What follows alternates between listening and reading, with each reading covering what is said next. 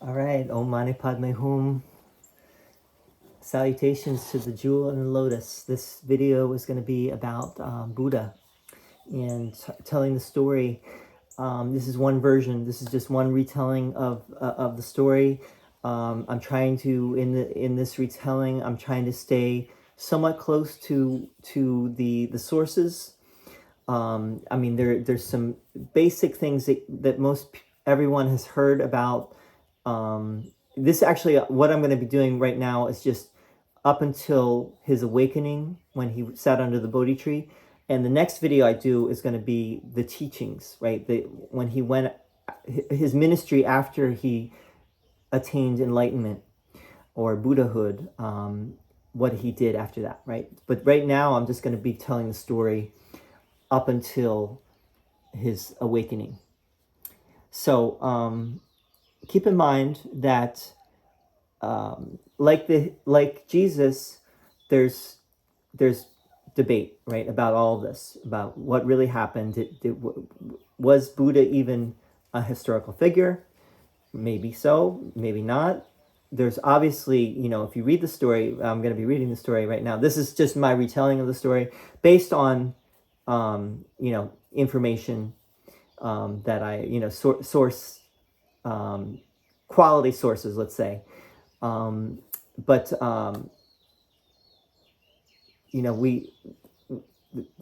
some of this sounds manufactured. It sounds like someone put a story together, right? It sounds a little bit too pat, right? But it doesn't matter, because I think it's really what it's getting at. And I think bottom line is one person's, let's not even say one man's, but one person's quest for the truth, right? And going as far as they can, going all the way on this quest, not stopping until they get to the end of the quest. If you get only one thing from the story, I think that would be maybe the main thing, is that Buddha did it, right? He did what many people have attempted in their lives to get to what ultimate reality is, right? The truth of existence, the meaning of life. He did it, at least according to the story. So let's read the story, and then maybe I might comment a little bit as we go along, but I'm going to basically be reading the story. I may be changing some things because it probably needs a little editing. Once upon a time in ancient India, about 2,500 years ago, there was a queen named Maya who had a dream. In the dream, a white elephant with 6 tusks entered her right side. 10 months later, she gave birth to a child, Siddhārtha Gautama. Before she gave birth to Siddhārtha, however, a soothsayer named Asita came to Queen Maya and her husband, King Śhuddhodana, to inform them of his prediction. They were to give birth to a child who would either be a great spiritual leader, a Buddha, or a ruler, a Chakravarti. These are Sanskrit terms, right? Buddha actually means like awakened being or realized being. Chakravarti, I'm not as aware of. Chakra means wheel, so it has something to do with the wheel. I'm not sure about Varti though, but let's go on. As the story goes, King Śhuddhodana did not wish his son to be anything other than a ruler as he was. In order to ensure this, he made sure that his son never left the palace grounds and was sheltered from seeing anything of the outside world. These days, we would say that the king did not want his son to experience the quote-unquote real world, the world of suffering. That way, he would never have any desire to become an enlightened sage. So his dad did not want him to become a Buddha. He wanted him to become a king like him. Right? It's important to note that the king also made sure that his son's life be as easy and comfortable as possible. And so he surrounded him with beautiful women and many material and sensual pleasures. The sources do not tell us too much of Siddhartha's early life, but one prominent detail is mentioned. At the age of 16, he married his cousin, Yashodhara, and together they had one child whose name was Rahula. This is notable when we consider what Siddhartha later had to give up. Like Jesus, Siddhartha's mission really began at just around the age of 30. And as with the later Galilean teacher, not much is told of Siddhartha's life prior to the start of his ministry. All we know is that he lived as a prince in his father's palace and that his every need was met. He had no knowledge of a world outside the bubble he had been in his whole life. But one day, all of that changed when Siddhartha ventured outside the palace. For the first time in his life, he encountered old age, sickness, and death. And these greatly troubled him. Why had he not seen such things before? Specifically, Siddhartha is said to have seen 4 things on 4 separate trips outside of the palace. On his first trip, he saw an old man close to death. On his second, he saw a person suffering from a debilitating disease. On his third, he saw the corpse of someone who had just died. And on his fourth and final trip, he saw a holy man who inspired him to leave the palace and seek the meaning of life and why suffering exists. Maybe he saw a holy man, or he saw an ascetic, right? Ascetic. I'll explain what an ascetic is in a moment if you don't know. And so Siddhartha made a fateful decision. He would leave his wife, his child, and the comfortable existence that he had enjoyed up to that moment, and he would go to the forest to live as an ascetic, seeking the meaning of life and to get to the bottom of why suffering exists and how to overcome it. And so Siddhartha left the palace in the middle of the night. You might say he escaped. He didn't want anyone to know where he was going. With just a servant and a horse, Siddhartha rode off for the jungle. Upon reaching the river Anomiya, he got off and cut his hair, exchanging his princely clothes for those of a monk. Leaving his horse and servant, he disappeared into the forest. It is said that in the forest, Siddhartha learned under 2 different teachers of meditation, and though he learned much from them, he ultimately found their teachings lacking, as they did not ultimately satisfy his search for meaning. And so Siddhartha decided to become an ascetic. Just a little change there. Decided to become an ascetic, which is someone who practices things like fasting and denial of the body's needs, as well as other austerities that forego comfort, all as a means to transcend the physical body. Some of these included extreme forms of breath control, which is pranayama in Sanskrit, and also mental control, samyama. If you know the Yoga Sutras, you know about these terms.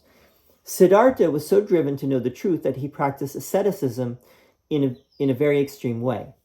Due to his minimal food intake, he became so emaciated that his bones were clearly visible. After some years, his once hale and hearty princely figure was no longer recognizable, and instead he now appeared as a human corpse, a mere shadow of what he once was. And yet, after all that time in practice, Siddhartha still felt as if he was far from the goal. Yes, he had certainly experienced some deep states of consciousness and had some very interesting experiences, but had he found the end of suffering? Decidedly not. He noticed that he still had feelings of guilt, anger, sensual desire, and attachment to things. Would he ever be able to get beyond these things? Would he ever be able to find a place of joy, freedom, and acceptance?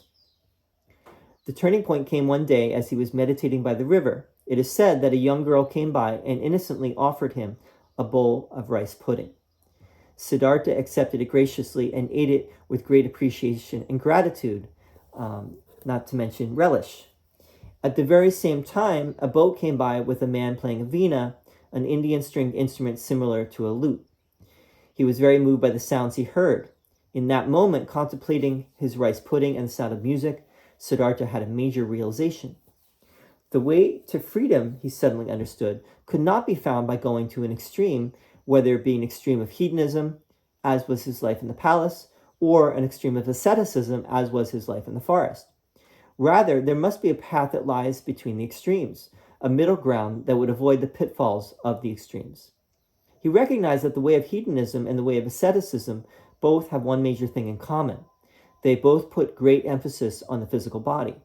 Hedonism is the idea that one can be satisfied through a surplus of physical pleasures. Asceticism is the idea that one can find ultimate satisfaction through the denial of physical pleasures. Both paths are mistaken, thought Siddhartha. There must be another way that would not place so much importance on the body one way or the other. The rice pudding symbolized to him that one need not deny oneself sustenance and even basic bodily comforts in order to realize the truth. And the sound of the man playing the veena made him realize that just as the strings would not sound right if they were tuned too tight or too loose, so too would the physical instrument. It needed to be tuned just right in the middle. And so from that moment on, Siddhārtha determined that he must leave his life as an ascetic and continue his practice in a way that avoided the extremes. He called his new path the middle way, and it is what ultimately led to his enlightenment. But let's not get ahead of ourselves. When Siddhārtha told his fellow ascetics, there were 5, that he was leaving, they all got quite judgmental of him, saying that he was getting soft and undisciplined and would never find the truth if he left. But our wise young hero knew that he was on the right path, so he respectfully took his leave. This was important as it is very difficult to overcome the judgment of others and strike out on one's own path. It was a notable milestone in Siddhārtha's journey to freedom. Which I spelled wrong, but I'm spelling it right now. It was at this point that Siddhārtha returned to meditation, which is, the word is dhyana in Sanskrit. Recall that he had previously found his meditation teachers and his meditation practice to be unsatisfactory, yet now he was in a different space, one in which he recognized that meditation would lead to liberation. Why? Because he had now seen the limitations of asceticism and found the middle way, and so now he saw that he needed to apply this to his meditation practice. So he's going to apply the middle way, being in the center, to meditation, and that would make a difference. He recalled now how when he was a child, he had an experience of meditation while sitting under a tree. This memory inspired him to find a tree to sit under to bring his journey to completion, and so he found just the right tree, a peepal tree in Bodh Gaya, Bihar. The peepal tree has many different names. In Sanskrit, it is called Ashvatha, and it is sacred to 4 religions that began on the Indian subcontinent: Hinduism, Jainism, Buddhism, and Sikhism. Both the Hindu Upanishads and the Bhagavad Gita speak of the sacredness of this tree. Its Latin name, Ficus religiosa, also highlights the sacred aspects of this tree. Besides peepal, it is also known as the Bodhi tree, which translates either as the tree of awakening or the tree of enlightenment. This particular name seems to have come from the fact that Buddha is said to have achieved enlightenment or Buddhahood while sitting under this tree. Perhaps it is significant that its leaves are heart-shaped. So this is not a banyan tree. Wait. Please note that the peepal tree is not the same as the banyan tree, though they both are the same ficus species. The peepal is Ficus religiosa and the banyan is Ficus bengalensis. The 2 trees also look very similar. So a lot of people think that the Buddha sat under a banyan tree, but he actually did not. He sat under a peepal tree, which is in the same family, but it's not the same tree exactly. It's very similar. In the current Bodhi tree, it's not the same tree that the Buddha sat under, but it's in Bodh Gaya, Bihar. There is a tree. It's called the Sri Mahabodhi tree, but it's believed to be a descendant of that original tree that Buddha sat under. If he really did sit under the tree, maybe he did, maybe he didn't. But let's not let the facts get in the way of a good story. But to return to our story, Siddhārtha now made another fateful decision. He vowed to sit under the tree in Bodh Gaya until he realized the truth of existence. He would not move from his place. How long did Siddhārtha sit under the Bodhi tree? Some sources say it was no less than 7 weeks, 49 days. Yet other sources say it was 7 days. Still others say it was just 1 day and night. But it does not really matter, really. But it does not matter, really. What matters is that by the end, Siddhārtha had reached nirvana and had become a Buddha, meaning an awakened being. Before that happened, however, Siddhārtha went through a kind of dark night of the soul. As in the gospel accounts of Jesus in the wilderness being tempted by Satan, Siddhārtha was tempted by the demon Mara, who sent his daughters to seduce him, and also hordes of terrifying creatures to try to prevent him from discovering the truth of existence. Like Jesus, however, the seated yogi remained firm in his vow, unmoved by the temptations and distractions thrown his way. He also touched the earth and asked the earth goddess to witness for him. And there's iconography that depicts paintings and so on that depicts this moment where Mara sent his daughters to seduce Buddha and the hordes of terrifying demons and so forth to try to scare him, right? Try to instill fear in him so that he wouldn't go forward. And I have a take on that. Maybe I'll discuss that later in this video, or maybe in another video. From that time on, he was called the Buddha, the one who was awakened from the dream of life to eternal bliss. The reality is that anyone can become a Buddha. We are all budding Buddhas, and this is what he dedicated the rest of his life to sharing with anyone willing to listen. Yet what did Buddha really teach, and what exactly did Siddhārtha experience that led him to believe or know that he had truly reached ultimate reality and the meaning of existence?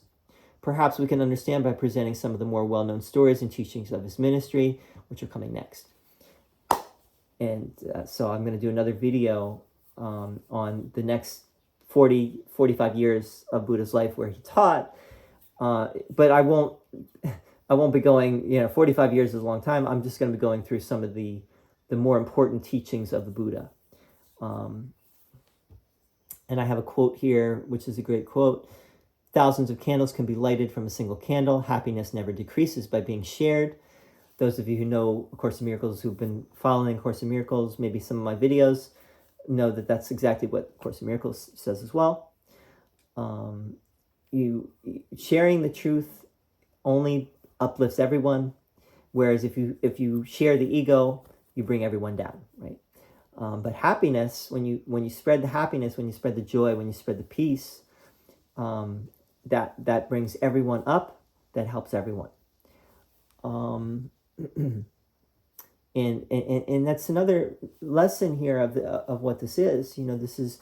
This is someone who went all the way with a search for truth, found it, and then went out to share it with anyone who would listen. Obviously, not everyone did.